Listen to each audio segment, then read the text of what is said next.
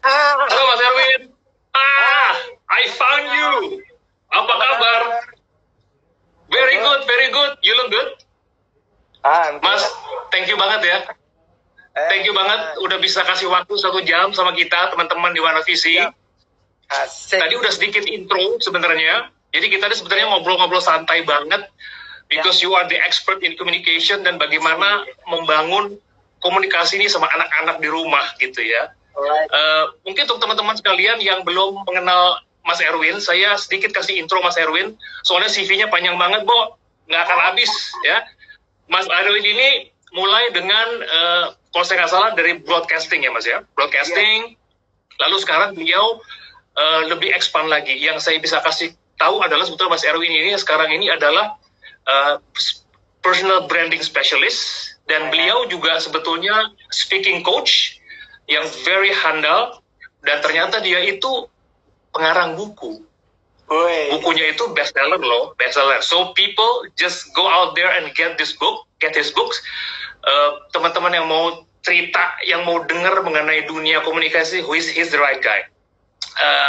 Bukunya bestseller, mudah-mudahan masih bisa ada cetakan yang masih tersedia, atau dengan ebook kali Mas ya, saya nggak tahu formatnya masih ada ebook semuanya. Sekarang lagi ebook. Oke. So it's even easier ya. Oke, good. Terus selain pengarang juga, waduh banyak banget ya pokoknya. Beliau ini adalah Hope Ambassador dari WanaVisi. Jadi beliau sangat mendukung kegiatan anak-anak kita dengan WanaVisi, dan tahu nggak, beliau itu sudah ke tempat yang remote. There is the places that we've never been to. Beliau itu pernah ke Asmat, pernah ke Sentani, catat ya, pernah ke Timur Tengah Selatan, dan ke Rote. Jadi 4 daerah ini luar biasa eksotik Indonesia, dan beliau sudah sampai di sana. So terima kasih Mas Erwin untuk dukungan untuk anak Indonesianya. Dan hey, that's good. Mas, udah makan apa masih makan malam? Udah makan, everything already settled. Oke, soalnya ingat terakhir saya ingat terakhir ketemu sama Mas Erwin bawa kotak ajaib, isinya buah-buahan segar. Ya. Oke Mas, sip. Jadi tadi saya udah bilang sama teman-teman yang sudah berpartisipasi, saya akan memandu acara 1 jam ke depan. Mudah-mudahan kita bisa menjawab pertanyaan mereka. Tapi kalau sampai nggak bisa menjawab, I'm sorry, mungkin mereka juga bisa personal messaging ke Mas Erwin ya. Is that okay? Oke, anytime. Mas Erwin ini, Mas Erwin ini adalah suami dari Mbak Jana Paringkuan, dan beliau juga ayah dari 4 orang anak, luar biasa. And saya percaya bahwa kita malam ini bisa belajar dengan orang yang tepat, gitu Mas ya. Mungkin saya udah banyak banget pertanyaan. Hopefully that you can answer all this ya. Sure. Mas, sudah berapa lama work from home? Kalau gue lihat di postingan IG sih kayaknya udah hampir 2 bulan ya. 2 bulan. Tapi walaupun saya work from home, tapi juga masih melakukan aktivitas online learning di kantor. Rumah di Kelapa Gading, kantor di Jalan Kendal Menteng, jadi cuma 30 menit, no traffic. Dan aktivitas itu masih ada, makin hari makin bertambah, karena orang udah mulai shifting dari offline ke online. Ya betul. Dan anak-anak juga pasti sekarang udah kuliah online sama school from home juga ya? Yes. Oke. Dan sekarang kegiatan lebih sibuk dari sebelum pandemi, atau sama aja, atau malah even busy. You are much busier? No, menurun. Karena kan biasanya training itu lebih banyak dilakukan setiap hari waktu sebelum ada pandemik, dan sekarang mulai shifting perlahan-lahan. Belum semua klien juga mau beli online learning karena mereka masih berharap bahwa pandemik ini selesai, mereka bisa ketemu dan langsung bisa training. Jadi ya slowly but sure. Dan aktivitas yang lain ya seperti kebanyakan orang di rumah, beberes, bebenah, terus bonding sama anak-anak, berkebun. Ya. Jadi well understood banget Mas ya. Nanti akan ada rencana online class untuk, let's say, untuk parenting nggak? Atau mungkin sudah ada? Saya nggak tahu info. Misalnya ibu-ibu ingin belajar mengenai komunikasi yang efektif dengan anak-anak yang sekarang kita lakukan gitu. Is it going to be? Actually, we don't go to that kind of specific programs because communication mainly is just how we communicate with others. Meaning others, anybody else, termasuk orang-orang yang ada dalam lingkungan kita paling dekat, keluarga kita. Karena esensi komunikasi itu bisa digunakan kepada siapapun orang. Walaupun saya pernah bikin buku tentang communication for kids and parents long ago, tapi menurut saya saat ini demand yang paling terbesar adalah orang bisa belajar komunikasi agar mereka bisa menggunakan untuk kehidupan dan pekerjaan mereka. Oke, paham Mas, paham. Oke, kita mulai Mas ya. Ceritakan sedikit dong, udah berapa lama menikah, anaknya umur berapa aja, happy moments that you have with your family, ceritakan aja. Something that you be proud of as a dad gitu, as a parents ya. Yeah, I'm a very proud parents, proud dad, karena anak-anak sehat-sehat. Anak-anak kelihatan sudah tahu bakatnya mau kemana. Yang paling besar menikah sudah 22 tahun. Anak kami paling besar 21 tahun, laki-laki bernama Julio Parengkuan. Kebetulan Julio juga adalah seorang the new rising star di dunia perfilman. Anak nomor 2 Marcio 18 tahun, jalan kuliah bisnis. Terus sekarang baru masuk ya semester 2. Kemudian anak ketiga Abielo 14 tahun. Homeschool laki-laki, dan anak paling kecil perempuan Matacha sekarang 11 tahun juga sekolah umum bukan homeschool. Dan ya itu, dan saat yang paling menyenangkan, yang the greatest moment of my life tentu adalah menjadi ayah dari keempat putra dan putri. Oke, wow, amazing ya. Saya nggak kebayang punya anak 4 dan sudah menikah selama 20 tahun. Kalau saya lihatnya rentang umur antara si kakak sama si adik paling kecil, itu berarti kan 10 tahun ya? Iya. 21 sama 11 ya, 10 tahun. Oke. Pertanyaannya pasti setiap anak punya karakter yang berbeda, Mas. Udah pasti. Betul. Coming from the same parents, tapi pasti punya karakter. Nah, kira-kira Mas Erwin sendiri dalam raising up their kids, itu kira-kira strategi komunikasinya berbeda nggak pendekatannya sama age group yang cukup lumayan panjang, 10 tahun? Tentu berbeda. Pertama, kita kebetulan kami planning anak itu rentan waktunya 3 tahun. Teman-teman banyak yang bilang, kalau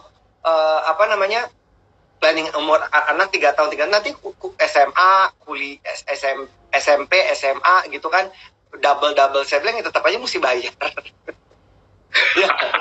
Ya benar. Sama aja, itu matter of time management aja gitu. Jadi karena kami tahu, kami mau anak-anak itu punya waktu bersama kami dari mereka kecil.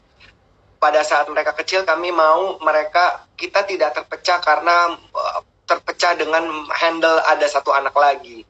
Jadi 3 tahun, 4 tahun, dan 3 tahun itu waktu yang sangat cukup menurut kami untuk bisa membantu mereka tumbuh dengan kasih sayang yang tepat dari kedua orang tua.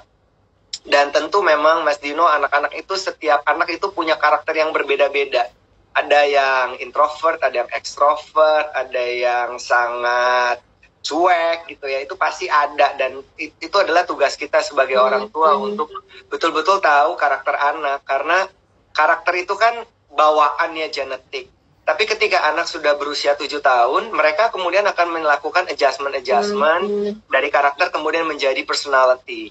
Nah, disinilah kemampuan orang tua yang harus lebih jeli melihat personality seperti apa dari masing-masing anak, karena pasti akan berbeda-beda. Kebetulan saya juga bikin buku tentang personality yang dikaitkan dengan kemampuan komunikasi, bahwa anak-anak itu atau kita manusia, kita terbagi dominasi atas 4 kepribadian manusia. Ada yang sanguin, yang sangat terbuka tapi lebih feeling. Ada yang kolerik, sangat terbuka tapi goal oriented, terlalu direct.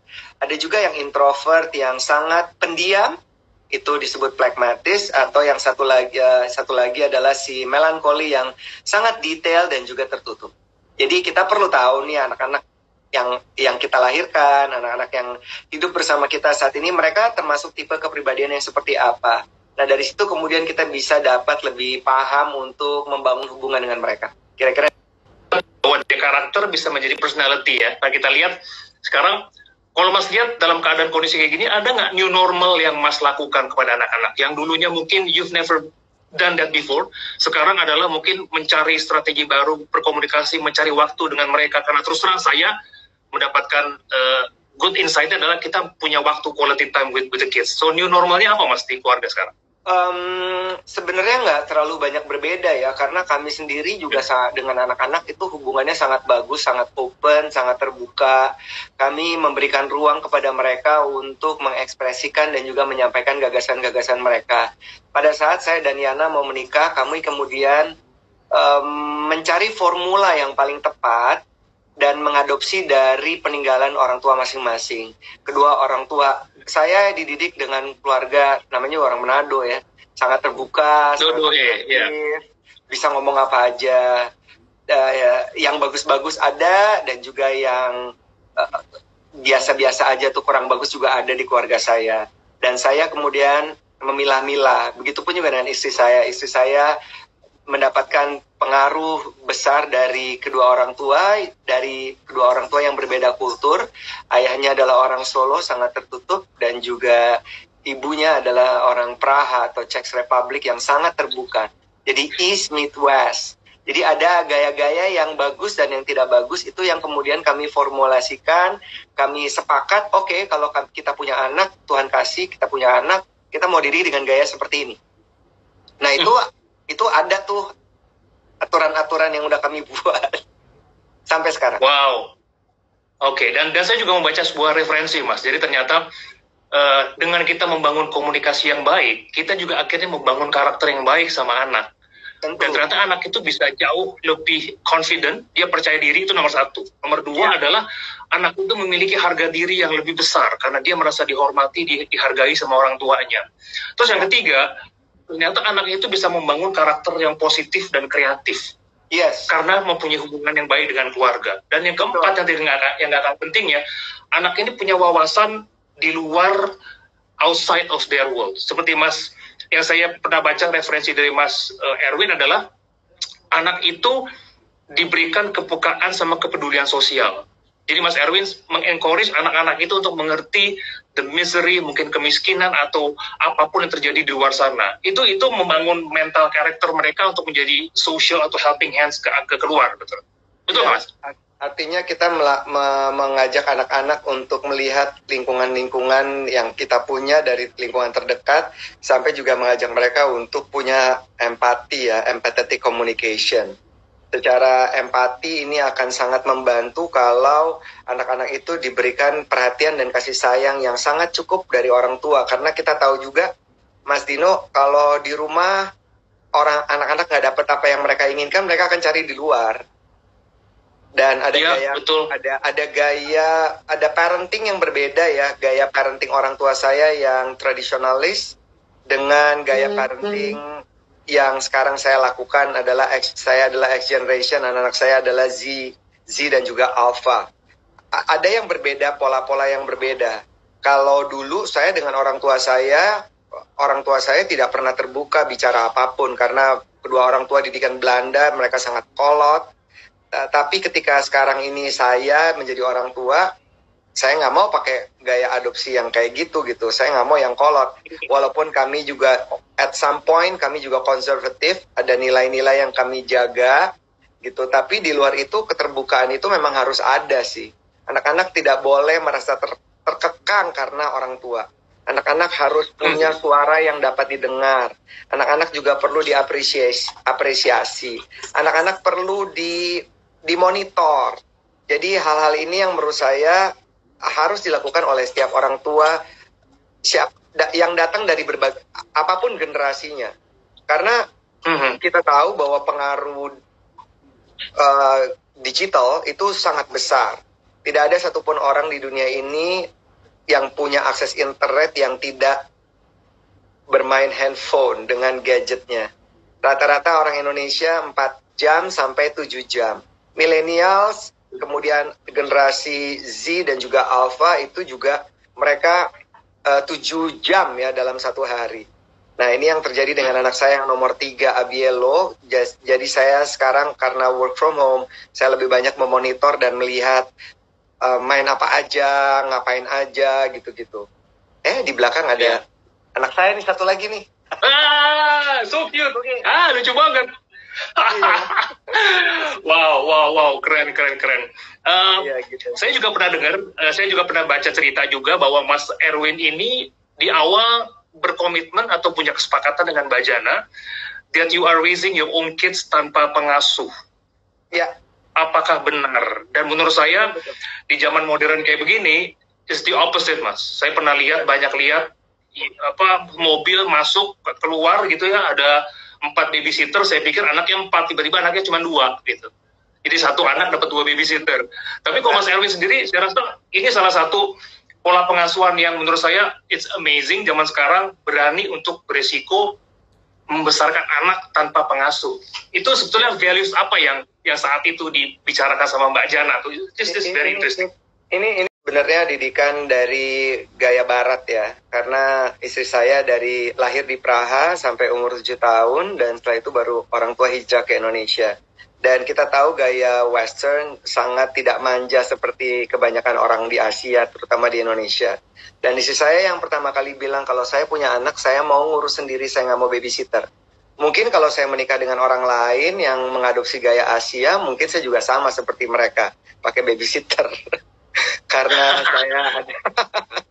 saya karena saya tentu adalah tulang punggung keluarga yang lebih banyak di luar rumah daripada di dalam rumah. Tentu juga pola asuh itu saya berikan kepada istri saya, dan itu yang kami lakukan. Jadi kami punya kesepakatan bersama apa yang istri saya bisa lakukan, saya juga harus bisa, kecuali menyusui ya. Jadi kayak ganti popok dari kecil, ngurusin makan, suapin, segala macam itu saya lakukan juga. Dan saya juga setuju sebenarnya saya sangat setuju dengan apa yang disampaikan oleh istri saya bahwa mau mengurus sendiri, karena menurut saya memang ingin mengurus sendiri juga, karena saya suka dengan anak-anak. Dari waktu saya remaja pun saya juga udah suka sama anak-anak. Dan ada Oke. Tadi ada satu pertanyaan, Mas, yang mungkin bisa dijawab ya. Mas Erwin pernah bentak anak nggak? Iya dong, pernah. Bicara keras sama anak? Pernah. Pernah. Occasionnya apa, Mas? Dan kalau saya marah tuh berarti udah kelewatan banget ya, karena saya kalau di rumah itu lebih tenang, lebih cool, lebih chill, lebih easy going, karena di luar sudah banyak tense. Kalau di rumah, I want to enjoy my moment, my time. Kalau saya marah berarti memang itu udah over the top. Dan ya maki, ya tetap aja sama seperti kebanyakan orang tua. Ketika saya kemudian merasa bahwa apa yang saya lakukan itu tidak menyenangkan buat anak, saya kemudian akan datang dan say sorry to them. Itu yang saya lakukan. Tapi kalau ternyata tidak, saya akan melakukan approach, saya deketin lagi. Kalau udah selesai marahnya, saya tanya, kamu tadi merasa ada yang salah atau enggak ya? Jadi saya ajak diskusi anak-anak ketika mereka melakukan kesalahan. Kalau saya marah, kalau udah meledak, oke, abis itu pas cooling down, saya datang ke mereka, saya tanya, do you really understand what it's all about? Tahu nggak kamu kenapa saya marah? Nah itu saya selalu melakukan follow up kepada anak-anak. Gila deh. Keren banget statement dari Mas Erwin gitu ya, bahwa memang sekarang ini Mas Erwin menerapkan nggak, seperti misalnya ada nggak waktu-waktu khusus nih dalam sehari gitu ya, alokasiin waktu untuk misalnya pas lagi makan bareng-bareng kita ngobrol rame-rame, atau misalnya sama si kakak paling gede ngobrolnya di jam-jam tertentu, moodnya kan, nah zaman sekarang nih aku saya perhatiin ya, saya sebagai bapak, kebetulan anak saya juga hari ini persis berulang tahun dan dia menjadi officially teenager umur 13. Jadi saya masih belum sehebat Mas Erwin lah yang udah sampai umur 21 tahun gitu ya. Tapi sekarang kita bicara mood changes, Mas. Ya, kita mesti mengerti ternyata pola anak dan dunia anak itu kita harus pahami. Zaman dulu betul kata Mas Erwin bilang. Saya ingat, I can recall my dad kalau sama my mom tuh kita ngobrol cuma satu arah aja udah. Iya memang. Ke bawah aja, top down kan, kita nggak bisa, kita nggak di-challenge untuk diskusi. Tapi sekarang justru malah terbalik. Kita justru malah harus masuk ke dalam dunia anak dan kita harus mengerti dia punya segala macam kehebohan, keriuhan dalam diri dia tuh kita harus mengerti gitu Mas ya. Nah, ada nggak jam-jam tertentu di mana Mas kesepakatan dengan Mbak Jana misalnya? Tidak ada waktu yang spesifik kami atur karena semuanya di rumah ketika saat ini ya semuanya libur kan. Paling mereka ada engagement online itu pun juga tidak lama kecuali yang kelas 2 yang kuliah Marco karena lebih banyak sangat intensif kuliahnya. Di luar itu kami sangat bebas. Ada waktu-waktu ya makan siang bareng-bareng, makan malam walaupun kadang-kadang aku udah makan duluan ya udah nggak apa-apa, nggak harus mutlak. Jadi tidak ada harga mati. Bagaimana caranya sebenarnya ketika kita sudah mulai tahu anak-anak ini sudah punya kebutuhan, orang rumah pada pulang. Ketika kita sudah tahu anak-anak sudah punya kebutuhan tertentu yang makin membuat mereka perlu orang untuk diajak bicara. Nah, kita sebagai orang tua itu harus membangun jembatan yang sangat baik ketika anak sudah mulai punya kebutuhan, sudah berangkat remaja. Orang tua itu harus melakukan, ada 2 hal yang harus dilakukan oleh orang tua. Bonding dan open talk. Bonding akan membuat kedekatan yang sangat luar biasa. Open talk, orang tua harus siap. Orang tua zaman sekarang nggak bisa kolot. Kalau kita mengadopsi cara orang tua kita mendidik kita dengan cara kolot, I believe you are doing a very totally wrong. Anak cuma takut sama kita, kalau di rumah, di luar mereka ngaco juga. Jadi orang tua yang saat ini mendengarkan ngobrol-ngobrol kita, saya ingin menghimbau agar masing-masing orang tua coba introspeksi deh. Jangan cuma marah-marah, ya. Karena udah bukan zamannya marah-marah sih. Yang ada tuh adalah diskusi. Karena diskusi, ketika kita diskusi, kita menghargai anak kita juga. Karena mereka juga punya aspirasi yang lain yang perlu kita dengarkan. Yang ada nanti percuma, mereka cuma takut di rumah, di luar mereka kemudian kayak lepas dari kandang. Dan kami tidak mau itu. Oke. Satu hal yang mungkin agak sedikit kita bicara dari sisi anak-anak sekarang kan ada yang 21, umur 18, dan Abilio masih umur 14 ya. Kita bicara Guilio 21 dan Marcio 18. Pada saat mereka mulai beranjak dewasa, ini kebetulan juga ada yang bertanya, Mas. Diajarkan nggak seperti misalnya pendidikan sex education kepada mereka? Lalu bagaimana cara menghandle mereka dengan hal-hal yang mungkin mereka sudah mengerti secara biologis gitu ya, tapi orang tua kadang-kadang kita sebagai orang tua, saya terus terang nih, saya kayaknya belum berani untuk bicara mengenai masalah itu, padahal anak saya sudah mulai diajarkan sex education di rumah gitu, di sekolah. Betul, itu kan usia 5 SD apa 6 SD kalau nggak salah ya, sex education sudah diberikan ke anak-anak dari mereka berusia di bangku sekolah. Kalau kami di rumah itu sangat bebas. Artinya bebas kayak saya di kamar mandi, anak-anak bisa masuk. Istri saya mandi, anak-anak bisa masuk dengan gampang. Jadi ada yang lagi mandi, ada yang lagi di bathtub, ada yang lagi di toilet. Itu bisa, we are very open. Dan mereka juga secara tidak langsung melihat ya genital dan lain-lain. Itu berbeda laki dan perempuan segala macam. Ketika anak-anak sudah mulai dewasa, yang gede-gede sekarang, yang 21 tahun, Julio dan juga Marcio, saya bilang ke mereka, you have to be very careful. Kalau something going wrong, di luaran, kamu hamilin anak orang, kamu saya kawinin langsung, gak ada ampun. Dan kalau kamu saya kawinin langsung, karir kamu udah habis. Kamu akan sangat repot. Jadi be smart. Saya bilang, don't playing around. Jangan macem-macem, jangan main api. Think again, pikirin baik-baik lagi. Mau nggak mau sih, itu ultimatum itu harus saya sampaikan. Jadi mereka malah sekarang belum ada yang punya pacar. Bapaknya galak kali ya. Iya. Disiplin. Iya. Oke, waduh. Saya juga banyak dapat masukan nih, karena kan sebagai saya orang tua, saya harus siap untuk bisa menghadapi anak saya. Anak saya cuma 1, cowok. We are a very small family.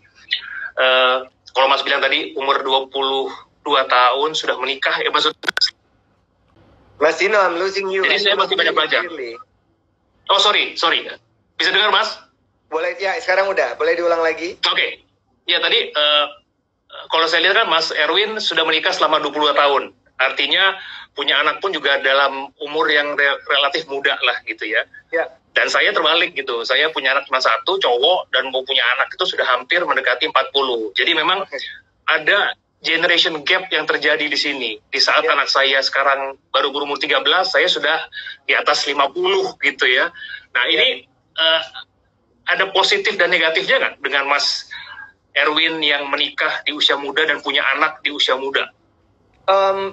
Kalau mau dibilang energi, tergantung ya, karena ada juga, menurut saya umur itu nggak ada hubungannya sama fisik sih. Umur itu bergantung kepada bagaimana pola hidup kita. Ada orang yang umur 50 tahun tapi he looks so old. Ada orang 70 tahun, he looks so young. Sebenarnya menurut saya umur itu tergantung bagaimana kita merawat kehidupan kita. Makan yang benar, tidur yang cukup, kemudian berpikir positif, ada di lingkungan yang positif, melakukan exercise rutin setiap hari misalnya, seperti yang saya lakukan, pasti deh ya, kita bisa punya energi yang baik, karena ketika kita punya rutinitas yang sangat bagus, kemudian kita punya rutinitas yang bagus akan menghasilkan sebuah energi yang luar biasa. Apa yang saya lakukan dari kegiatan saya dari pagi sampai malam itu kan terus nggak berhenti. Besoknya gitu lagi, on and on. Tapi karena nutrisi, pola hidup dan segala macam yang saya jaga, saya nggak akan pernah kehabisan energi gitu. Apalagi untuk membesarkan anak-anak. Jadi menurut saya itu cuma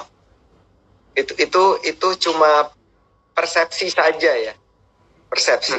Jadi kayak misalnya orang umur 50 tahun, sama-sama 50 tahun, yang satu 50 tahun, tapi makan karbohidrat aja tiap hari, lebih banyak dibanding protein. Misalnya, pasti hasilnya berbeda. Berbeda ya? Ya. Oke. Orang 50 tahun, orang yang olahraga, dan orang yang tidak olahraga, pasti hasilnya beda juga. Benar. Oke. Ya.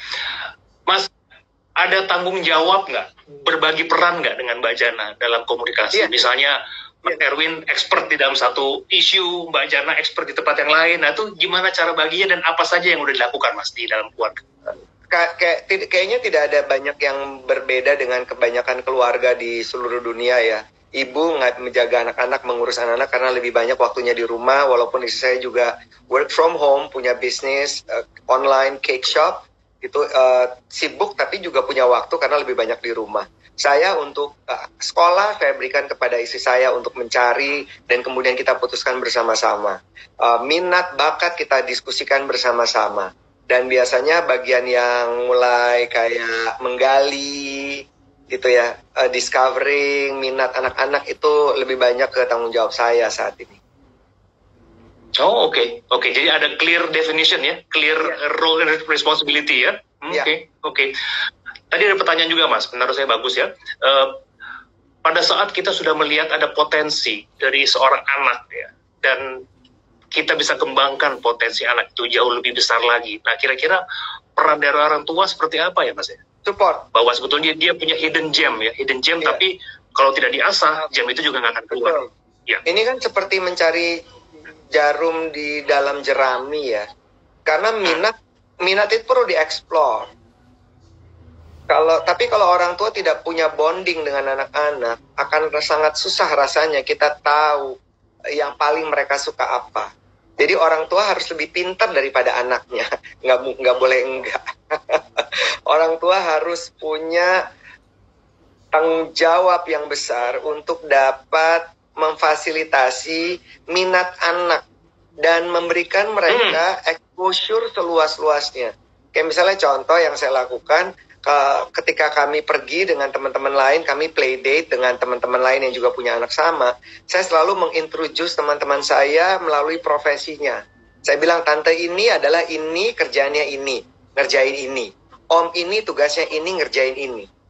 Nanti kemudian saya lihat tuh apa yang menjadi minat mereka, bagaimana ketika saya bilang si A, si B, si C dengan profesinya, saya akan lihat ekspresi anak itu tertarik atau enggak dan lain-lain. Itu adalah bagian dari stimulus-stimulus untuk mengenalkan lingkungan dari di luar lingkungan keluarga, mengajak mereka untuk lihat bahwa di luaran tuh banyak sekali pilihan loh, banyak sekali pilihan profesi. Kan anak sekarang juga nggak mungkin gitu seperti kita dulu. Anak sekarang itu udah punya berbagai macam exposure yang besar tentang apa yang akan mereka capai di masa depan. Bukan cuma sekedar pengen jadi pilot, jadi dokter, tapi udah mulai sangat berubah ya, udah disruptif. Nah, bagaimana seseorang tua dapat memberikan saran-saran terbaik atau arahan kalau orang tua sendiri juga lack of knowledge. Jadi tentu yang pertama adalah orang tua tuh harus terbuka pikirannya. Ini gaya yang berbeda. Kita udah sampai di era yang betul-betul terbuka.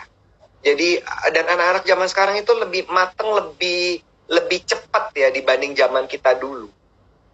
Jadi orang tua tidak bisa menggunakan cara-cara yang sangat kaku kepada anak zaman sekarang karena memang zamannya totally different. Kita harus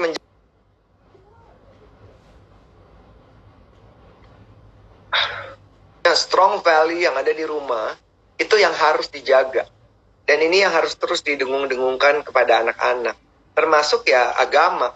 Nggak ada cara lain gitu. Wow, amazing. Ini Mas, ada pertanyaan yang kira-kira hal apa saja Mas, tuh mindset seperti apa yang sangat penting untuk setiap orang tua miliki agar kita bisa connect sama anak sekarang. Karena kan kita harus treat anak kita as a buddy, kayak temen gitu. Nah sekarang dari sisi parentingnya Mas Erwin sendiri, do you do that kepada anak? Ya kita embrace mereka, cari waktu mereka, kita bisa traveling sama anak-anak cuman berdua aja, me time, father and son bonding atau father and daughter bonding gitu. Iya. Itu yang kami lakukan sesekali kami pergi ya gitu ya. Tidak selalu bersama-sama kecuali liburan keluarga. Tapi lagi ada saat di rumah makan bareng berdua, bertiga, berempat dan lain-lain itu pasti ada. Jadi ada jalur-jalur secara pribadi yang kami bangun masing-masing. Saya punya jalur tertentu dengan anak saya yang nomor 2, nomor 3, nomor 1 dan seterusnya. Istri saya pun demikian. Jadi ada platform-platform yang memang sudah kami bentuk gitu, dan hasil dari apapun terjadi perubahan dan lain-lain itu kan selalu akan kami diskusikan, saya dan diskusikan dengan istri, sehingga kita mengambil keputusan, oke, kayaknya nih mendingan gini, misalnya kayak menentukan sekolah anak gitu ya. Nah, pertanyaan yang tadi Mas Dino, bagaimana orang punya perspektif yang sangat terbuka, ya artinya ya kita nggak bisa narrow minded sih. Sekarang ini eranya bukan 1 tambah 1 sama dengan 2. Udah nggak ada itu 1 tambah 1 sama dengan 2. Bisa 1 tambah 1 bisa 1000, bisa 2000, bisa 3000 gitu. Jadi orang tua harus cari informasi sebanyak-banyaknya. Sekarang kan banyak platform yang mengajarkan soal parenting. Yang dimaksud dengan hubungan orang tua yang terbuka itu yang kayak gimana. Nah itu silakan cari gitu ya. Orang tua bisa menggali sedalam-dalamnya. Misalnya contoh, zaman dulu tidak ada profesi sebagai seorang drug designer. Tapi 15 tahun yang lalu sudah ada profesi baru, seorang drug designer. Jadi desainer untuk obat-obatan dari farmasi yang dikeluarkan harus didesain. Dulu nggak ada profesi-profesi kayak gitu. Jadi kayak misalnya saya nggak ngelihat juga pendidikan di sekolah itu bukan juga menjadi hal yang satu-satunya yang paling penting. Life skill itu yang perlu. Life skill itu justru yang paling berharga. Bagaimana orang tua bisa mengajarkan anak-anak untuk life skill itu memang terbentuk dari komunikasi yang dilakukan oleh orang tua setiap hari kepada anak. Saya men-challenge anak saya nomor 1, nomor 2, nomor 3, nomor 4 untuk A, B, C, D. Itu adalah bagian dari stimulus-stimulus gitu, bahwa we do care about them. We want to them more succeed than us. Kita ingin mereka jauh lebih sukses daripada kita gitu. Dan senjata-senjata itu adalah bagian komunikasi-komunikasi itu adalah senjata yang dapat membuat anak-anak itu mencapai apa yang mereka inginkan. Jadi mereka ingin menjadi A, B, C karena mereka, bukan karena kita. Karena kalau enggak sama kayak orang tua di Korea dan juga di Jepang yang terlalu sangat otoriter kepada anak. Begitu anaknya udah selesai kuliah, anaknya kasih gelar ke orang tua, dia bilang, oke, saya mau jadi supir taksi. Mau apa lo? Itu karena orang tua terlalu otoriter. banyak yang seperti itu gitu, dan kita kan nggak mau dong membesarkan mereka kemudian pada akhirnya mereka merasa tersiksa karena kita memaksakan mereka. Jadi bagaimana orang tua punya berbagai macam insight yang dapat diberikan kepada anak-anak sebagai pilihan. Kamu mau jadi ini, resikonya begini. Kamu jadi ini nanti begini. Kamu jadi ini nanti begini. Nah, yang begini itu yang harus datang inisiatif dari orang tua.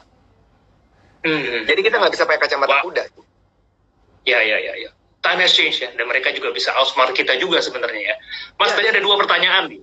Oke. Pertanyaan pertama adalah bagaimana komunikasi dengan anak-anak mengenai spiritualitas? Oke. Ya. Jadi ada waktu tertentu atau mungkin ya ada satu anak yang ngomong ke saya gini, ngapain kita mesti ke gereja? Pidato pastor ini nggak menarik. Saya bilang, well, tidak semua pastor punya kemampuan khotbah yang bagus. Tapi apa yang kita dapat pelajari, kita mendengarkan firman Tuhan. Dan kita bertanggung jawab atas agama yang kita pilih. Jadi ya itu adalah ritual yang harus kita lakukan. Kita pergi ke gereja, kita dengerin khotbah. Suka nggak suka pastor khotbahnya bagus atau enggak, kamu dengerin esensinya. Kamu dapetin dari ayat itu, kamu dalami.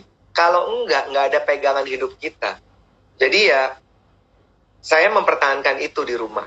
Walaupun kadang-kadang nanti ada yang aku mau sore aja gitu. Masih ada ruang-ruang buat negosiasi. Saya selalu mau bareng-bareng tiap ke gereja.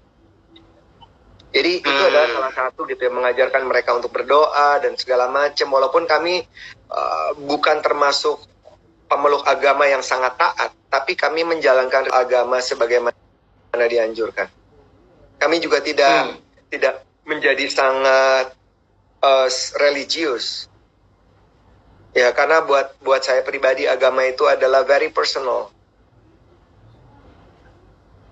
Oke. Wow, very nice. Ada pertanyaan juga dari Mas. Pertanyaannya adalah, Mas Erwin ini pernah marah depan istri, bentak-bentak di depan anak-anak misalnya ya. How do you deal with that? Iya. Debate iya. Tapi kalau sampai kapal pecah nggak pernah. Debate. Yeah. Dan buat saya itu sih wajar ya sebenarnya. Maksudnya sangat manusiawi kalau ada perbedaan pendapat antara suami istri. Dan kalau misalnya terjadi dari pertanyaan yang dilontarkan, orang tua bertengkar ribut di depan anak, ya kedua orang tua harus minta maaf sama anak. Karena mereka telah membuat sebuah tekanan atau pressure yang tidak menyenangkan di rumah. Jadi orang tua juga harus berani minta maaf kepada anak. Orang tua bukan berarti paling pintar, paling jago, paling hebat loh. Paling benar ya. Iya, enggak. Totally wrong. Ya. Saya ada satu pertanyaan. Let's say misalnya seperti begini. Kita melihat bahwa sebetulnya zaman sekarang anak-anak itu banyak sekali dia harus mengencourage diri dia untuk, let's say ada school project, dia mesti harus engage with website dengan semuanya gitu ya. Tapi seringkali sebagai orang tua kita juga nggak bisa kontrol mereka 24 jam, Mas. To be honest with you. Saya pun juga sekarang punya masalah dengan anak saya umur 13, and he is so gadgety gitu ya. Semuanya gadget, dan dia memang mengharuskan untuk school project. Tapi kita juga nggak bisa kontrol mereka, because the world is in their hands. Mereka bisa punya akses kemanapun yang kita nggak pernah tahu. Kira-kira ada cara efektif apa ya? Atau mungkin you set the rules di dalam keluarga, apakah menumbuhkan rasa percaya diri sama anak, menumbuhkan rasa hormat, rasa sejajar bahwa I trust you, but you cannot betray me, gitu loh. Ada nggak kalau kayak gitu? Karena ketika kita jadi mereka pun, we do the same thing, we do the same pattern. Sama aja. Iya sih ya. Jadi bagaimana caranya kita menginfuse, memasukkan strong values kepada anak-anak. Ada resiko-resiko yang timbul kalau main handphone kelamaan, hasilnya A, B, C, D. Ada data yang kita dapetin melalui internet, dari link yang kita terima, itu yang kita share kepada mereka. Do you know? If you more than 4 hours, 7 hours a day, you become like this. You will have a brain damage. Do you want it or not? Jadi those kind of things mungkin bisa juga create berbagai macam impact yang terjadi karena kita terlalu tech savvy, terlalu banyak bermain gadget. Sharing-sharing yang seperti ini yang harus disampaikan oleh orang tua kepada anak. Karena anak tidak pernah akan tahu dampaknya. Orang tua pasti akan lebih tahu dampaknya kalau mereka aware. Tapi sebenarnya bagaimana cara menyampaikannya itu menjadi the other challenge. Memang ini adalah darah daging sendiri, tapi bukan berarti we own them. We not own them. Mereka cuma titipan. Tugas kita adalah membantu mereka menjadi manusia yang lebih baik daripada kita. Jadi bagaimana orang tua bisa betul-betul punya perspektif yang sangat luas, 360, untuk bisa memberikan berbagai macam alternatif-alternatif, termasuk juga pandangan-pandangan, kalau melakukan ini hasilnya ini. Kamu mau nggak jadi begini? Tentu juga tidak bisa luput dari yang namanya monitoring ya. Karena memang tentu kan rasa tanggung jawab itu muncul ketika kita makin hari makin dewasa. Dari kecil susah, tidak mungkin punya rasa tanggung jawab karena setiap orang, setiap anak pasti ingin main. Kita aja yang udah gede masih pengen main gitu, apalagi anak yang masih kecil atau masih remaja. Jadi PR berikutnya adalah melakukan monitoring. Dan kemudian bikin agreement, reward and punishment. Kadang-kadang kan mungkin perlu disita handphonenya. Sita aja. Dan itu juga pernah kami lakukan beberapa kali. Wah, oke. Ada kesepakatan misalnya gini, selama kita makan, kalian tidak boleh bawa gadget. Oh, itu nggak boleh. So we have time to talk and discuss. Oh iya, itu emang mutlak nggak boleh saya marah. Kami marah. Jadi that's the rule. Lagi makan nggak main handphone. Dan memang harus dan disepakati semua Mas ya. Betul itu harus sih, itu nggak bisa. Jadi memang ada value, ada aturan-aturan main yang tidak bisa dilanggar. Jadi misalnya kami makan di restoran, kami lihat satu keluarga yang semuanya main gadget, saya tunjukin anak-anak saya bilang, apa gunanya kita makan kalau semuanya main handphone? Di rumah aja makan masing-masing. So bonding is very important. Saya belajar satu hal dari Mas, your persistence ya. Kalau saya rasa mungkin lebih kepada values yang dijadikan sama anak itu is very important. Karena sekali lagi banyak banget orang tua yang menganggap komunikasi itu sederhana dan mudah dilakukan. Tapi sebenarnya mereka tidak bisa melakukan komunikasi yang baik untuk membuat hubungan dengan anak lebih baik. Yang saya bilang tadi, sebetulnya outputnya itu banyak banget yang positif kalau kita bicara dari sisi komunikasi yang efektif gitu ya. Nah sekarang tugas kita adalah sebetulnya ya sekali lagi nih sebagai orang tua nggak gampang loh. Zaman sekarang mereka sudah they are much smarter than our generation lah lebih tepatnya gitu ya. Nah dari Mas Erwin sama Mbak Jana, kira-kira nih sekarang anak-anak semakin lama semakin besar, yang kecil sebentar lagi akan masuk ke teenagers gitu ya. Yang nomor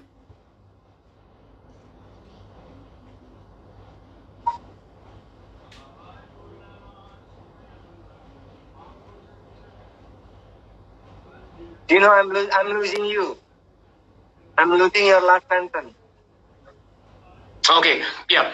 Gimana caranya kita tetap bisa mempertahankan itu, Mas, nilai-nilai supaya kita juga punya nilai yang harmonis sama anak-anak dan kita memastikan bahwa values itu ditransfer ke dalam sikap dan perbuatan gitu. Pertama kan orang tua harus menjadi toladan ya, menjadi contoh. Role model ya, Mas ya. Orang tua harus menjadi contoh. Bahkan orang tua harus jadi role model. Kalau contoh kan sifatnya lebih one activity ya, contoh. Tapi kalau jadi role model kan anak melihat orang tua tuh ngapain aja. Jadi role itu yang perlu digunakan oleh setiap orang tua supaya kita nggak kalah pamor. Jadi kita harus menjadi contoh yang baik. Kalau kita nggak bisa menjadi contoh yang baik untuk semua hal, tentu tidak bisa karena tidak ada satupun manusia yang sempurna. Ada di beberapa hal kita menjadi contoh yang baik buat anak-anak. Misalnya kayak kedisiplinan, kemudian tepat waktu, apresiasi, dan lain-lain. Itu adalah nilai-nilai utama, basic rules, atau strong values yang harus kita tanamkan kepada anak-anak. Dan anak-anak kemudian bisa melihat kita sebagai contoh atau bahkan role model mereka. Yang berikut adalah orang tua nggak boleh kalah pintar sama anak-anak. Jadi orang tua juga harus bergaul. Bener. Jadi kelihatan kalau ada anak-anak gelagat ini, itu kita tahu nih kayaknya begini nih, kayaknya begitu gitu. Kalau kita dibohong. Iya. Jadi orang tua mesti bergaul. Ya, itu banget. Dan kita juga harus masuk ke dalam dunianya dia ya. Dan kita tahu interestnya dia apa, teman-temannya siapa, lu ngapain aja sama teman-teman lu. Anggap mereka sebagai teman gitu ya. That's the good thing yang berbeda sama generasi kita tuh, Win. Bener ya? Iya. Yang saya bilang itu tadi ya, open talk, harus ada pembicaraan yang terbuka. Kapan waktu yang paling tepat, cari aja waktunya. Dan orang tua memang saatnya untuk sharing. Begitu kita udah tahu minatnya mereka, kita kemudian memfasilitasi mereka, membantu mereka. Bukan berarti kan orang tua misalnya, belum tentu anak-anak saya juga ingin jadi seperti saya. Kan mereka punya minat yang beda-beda. Jadi ya kita harus terbuka, kita kemudian juga bisa memaparkan alternatif-alternatif pilihan sesuai dengan minat mereka. Ya, betul banget. Saya juga pernah baca satu referensi dari seorang psikolog. Dia bilang begini, pada saat kita memiliki komunikasi yang baik sama anak, itu akan menghasilkan hubungan yang baik dengan anak. Dan ternyata korelasinya luar biasa, di mana anak-anak itu ternyata karena dia dipercaya, dia dihormati, dan dia dihargai oleh orang tuanya.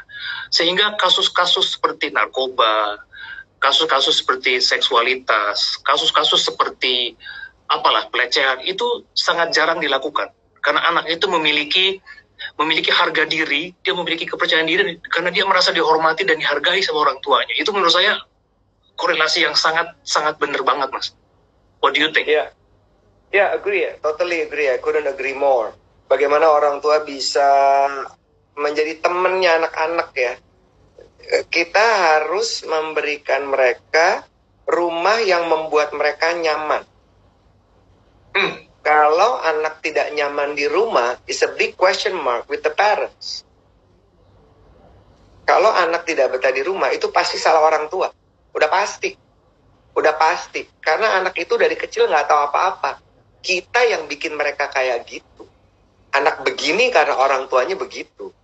Jadi bagaimana caranya kita bisa menginvestasikan waktu, justru saat ini buat saya adalah saat yang paling tepat untuk membangun berbagai macam momen-momen atau bonding yang sangat kuat dengan anak-anak. Kemudian we can talk anything. Yang mungkin selama ini kita nggak pernah lakukan gitu ya. Kita nggak bisa beraktivitas bersama-sama kecuali liburan keluarga, karena kalau tidak semuanya sibuk dengan berbagai macam jadwal. Saat yang paling tepat sekarang ya kita bisa membangun bonding yang kuat dengan anak dan kemudian menjadi sahabat mereka. Ini kan berarti kita ngomong remaja ya, anak-anak remaja. Karena anak-anak remaja itu paling krusial sebenarnya. Umur-umur yang paling krusial. Dan saya juga melihat satu hal yang positif ya dari kondisi yang sekarang ini, bahwa sebetulnya ternyata mereka sebetulnya punya anxiety, punya kekhawatiran, ketakutan, bete, depresi karena semuanya dikerjakan dari rumah gitu ya. Dan terutama mereka yang saya beberapa baca dari referensi bahwa ternyata untuk menjaga mental anak-anak remaja yang dalam kondisi seperti sekarang ini sangat diperlukan, Mas. Artinya banyak momen-momen spesial yang mereka hilang. Ya, seperti misalnya nih, anak saya kemarin rencana mau field trip ke Bali, tiba-tiba batal karena school from home. Lalu misalnya ada lomba apa, segala macam, dia akhirnya harus batal. Even sampai kelulusan misalnya, graduation. Sekarang kan kita lihat nih, graduation semuanya virtual. Yang naik SMA virtual, yang universitas juga virtual. Jadi ini menimbulkan luka, menimbulkan kekhawatiran, kebetean si anak itu. Dan ternyata kita sebagai orang tua juga harus mengerti, menjaga supaya the mental health of the kids juga baik pada saat kondisi seperti sekarang ini gitu, Mas.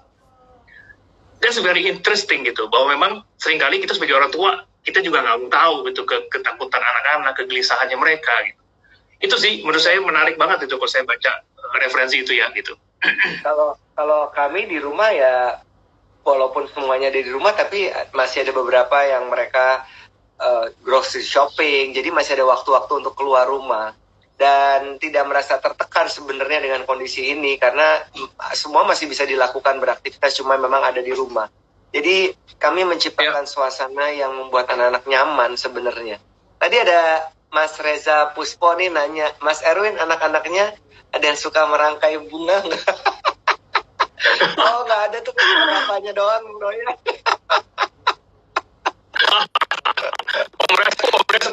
Oke.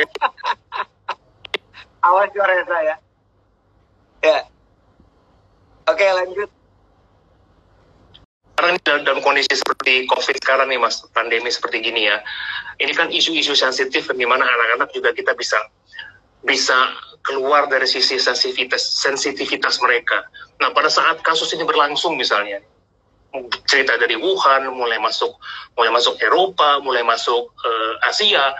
Nah, ini untuk yang saya bilang tadi nih, untuk mempertajam mereka punya kemampuan sosial, kepekaan sosialnya, itu berdiskusi nggak dengan mereka, berkomunikasi nggak, dampaknya apa?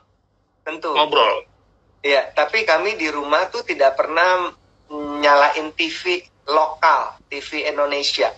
Nggak ada di rumah. Kami tidak, we don't like TV. Kita justru lihatnya tuh dari feed yang ada di Instagram, gitu ya, di sosmed. Dan kami tidak mantengin TV 24 jam, atau kalau di rumah nggak nyalain, karena itu bikin stres. Jadi kita kami tahu apa yang terjadi di luar sana, kami tahu jumlah penderita berapa banyak di Indonesia dan juga di luar negeri. Kami menjaga itu, apa yang kami lakukan ya seperti kebanyakan orang, cuci tangan dan segala macam, supaya kami bisa stay lebih nggak paranoid sebenarnya. We still want to enjoy life. Kami tetap mau menikmati hidup gitu. Kami tidak mau hidup dengan ketakutan gitu. Jadi kita masih oke-oke aja gitu. We don't want to become paranoid gitu, karena lihat banyak orang paranoid dan segala macam. Kami tidak seperti itu gitu. Jadi yang saya lakukan adalah saya memberikan banyak diskusi kepada anak-anak. Saya bilang kepada mereka tahun 2050 dunia akan seperti ini. Tahun 2100 akan begini, panas bumi akan jadi seperti ini. Those kind of thing yang saya sharing ke anak-anak agar mereka tahu bahwa they have a very limited times untuk improve their whatever they want to achieve in their life. Jadi anak-anak juga tahu apa yang harus mereka lakukan, mereka tahu konsekuensinya, mereka tahu mereka berhadapan dengan kondisi yang berbeda. Saya juga bilang bahwa outbreak ini this is just the beginning. Ke depan juga akan ada outbreak lainnya yang nanti kita akan jalanin. Jadi we have to be ready mentally, dan kamu nggak boleh buang-buang waktu. Kamu harus ngejar apa yang kamu capai. Dan kami juga udah ngomong plan B apa, plan C apa di rumah gitu. What if. Wow, amazing, Mas. Kasih tips dong nih, pasti dari teman-teman kita yang lagi bergabung sekarang nih pasti ada yang akan menjadi calon bapak, akan yang mungkin anaknya sebentar lagi sudah akan masuk usia SD, SMP, SMA gitu ya. Your wisdom of life, bagaimana untuk menjadi seorang bapak yang bukan hanya disenangi oleh anak-anak ya, tapi bapak yang saya bilang yang Mas bilang tadi itu, bahwa sekarang untuk menjadi role model tuh nggak gampang. Karena orang tua sekarang ngemanjain anaknya luar biasa gitu. Dengan materi, dengan apa, mereka compensate their time with material things gitu. Yang sebetulnya, menurut saya sih ya, jangan seperti itu. Nah, mungkin tips-tips apa yang simple tips, tapi apa ya, yang sangat powerful yang mereka bisa ambil gitu, Mas. Ajak anak-anak mereka untuk independen sebenarnya, bertanggung jawab atas pilihan-pilihan mereka. Waktu kami tidak punya babysitter, semua orang, teman-teman dekat itu ngomongin kami, dan saya tahu gitu. Mereka bilang kami begini, begitu, repot banget, ngurusin anak sendiri. Dalam hati saya, anak-anak gue apa urusan lo gitu, ngatur-ngatur anak-anak gue mau punya anak berapa, seperti gue, kalau repot banget gitu. karena kami menciptakan bonding yang sangat kuat dengan anak-anak. Kita harus seperti itu sih, orang tua modern sekarang tuh harus membangun jembatan dengan anak-anak. Dan orang tua juga harus berani minta maaf kalau they make mistakes. Karena orang tua itu kan bukan Superman.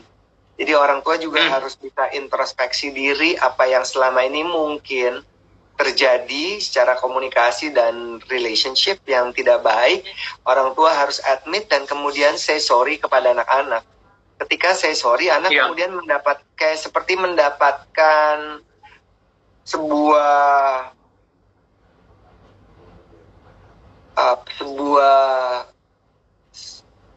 anak-anak tuh dapat gini dalam hati, iya bener ya, bapak gue kok akhirnya sadar juga gitu ya. Anak itu kemudian akan tahu juga bahwa orang tuanya sadar bahwa mungkin kemarin terlalu galak, mungkin kemarin terlalu otoriter. Dan ketika anak tahu bahwa orang tua kemudian saying so, kemudian akan terjadi berbagai macam perubahan. Artinya akan ada pintu yang lebih besar untuk dibuka. Ketika pintu terbuka, kita bisa membangun bonding yang sangat kuat kepada anak-anak. Nah, bonding itu sebenarnya yang harus dilakukan oleh orang tua modern zaman sekarang.